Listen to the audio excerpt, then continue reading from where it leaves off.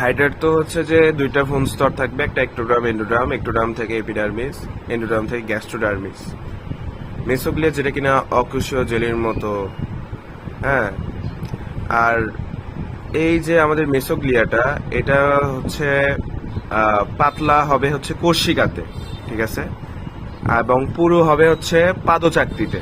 মেসোগ্লিয়াটা যেটা কিনা এক্টোডার্ম এন্ডোডার্মের মাঝখানে অকুশীয় জেলির ন্যায় একটা পাতলা স্তর একটা, যেটা কিনা পাতলা থাকবে কোষিকাতে এবং পুরু হবে পাদচাকতিতে, মেসোগ্লিয়া। এছাড়াও হচ্ছে যে তুমি এখানে এপিডার্মিসের 7টা কোষ দেখতে পারবা: পেশি আবরণী, ইন্টারস্টিশিয়াল, সংবেদী স্নায়ু, গ্রন্থি, জনন, নিউরোসাইট।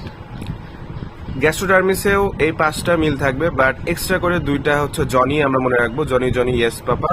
জনন কোষ ও নিউরোসাইট হচ্ছে তুমি এপিডার্মিসে দেখতে পারবা, জনন কোষ, নিউরোসাইট, জনি।